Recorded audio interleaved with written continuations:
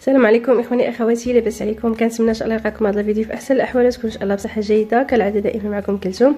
فاليوم ان شاء الله غادي نشارك معكم هذا البغرير هذا اللي هو كيجي ساهل وخفيف في نفس الوقت. واخا ان البغرير تبارك الله راه كلشي الاخوات كلشي كيعرفوا تبارك الله يصاوبوه، فهذا قلت نشارك معكم بهذه الطريقه هذه وكنتمنى تنال الاعجاب ديالكم. المهم هنا غندوزو الطريقه. عندي 2 كيسان ديال الماء، وعندي 2 كيسان ديال الدقيق فينو، وعندي كاس ديال الدقيق ديال الذره، وعندي كاس ديال العصير ديال المندرين، وعندي هنايا خماره، وعندي كيس ديال الفاني، وعندي معلقه ديال الخميره ديال الفوريه. هنا كناخذوا شي اناء ولا شي بول، فكنديروا الدقيق، غادي نزيد عليهم كاس ديال الدقيق ديال الذره، وغادي ندير هنايا معلقه صغيره ديال الخميره الفوريه، وندير هنا الملحه، وهنا غادي ندير كيس ديال الفاني، ونزيد عليهم عصير ديال المندرين، ونضيف هنا 2 كيسان ديال الماء.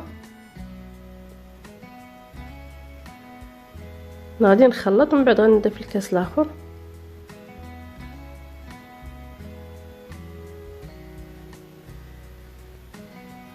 هنا غادي نخلط هاد المكونات كلها مع بعضياتها مزيان، من بعد غادي نديرها في الخلاط.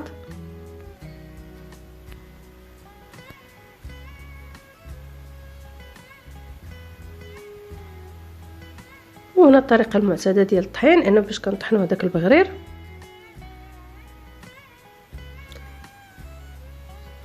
صافي هنا غادي نطحنوا مزيان.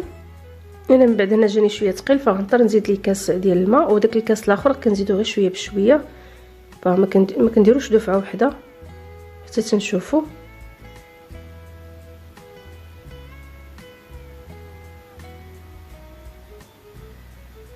هنا من بعد غادي نضيف الخميره،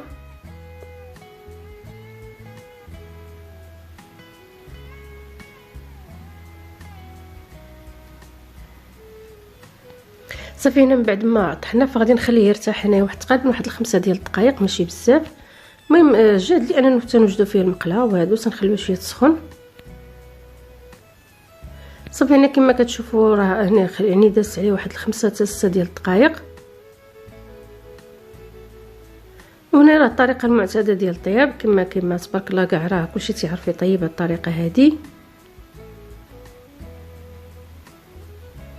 صراحه كيجيب هاد الطريقه هكا بالعصير ديال المندرين مع الفاني، كيجيب المذاق ديالو زوين، وكيجي شويه محمر، يعني التشكيل ديالو كيجي زوين. انا غادي نستمر في الطياب حتى غادي نكملو. المهم الشكل ديالو هنا كما كتشوفوا هو يعني راه كيجي محمر من التحت.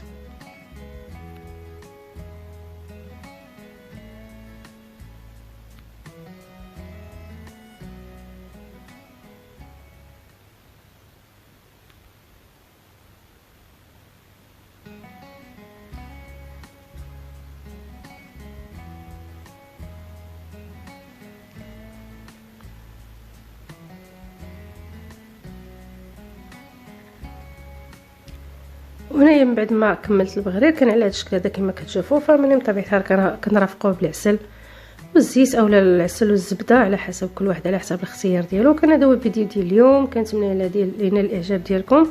وهنا كنبغي نشكر جميع المتابعين ديال هذه القناه اللي من المغرب وخارج المغرب. المهم كالعاده دائما كنتمنى التوفيق للجميع، وكنقول لكم السلام عليكم حتى الفيديو اخر ان شاء الله.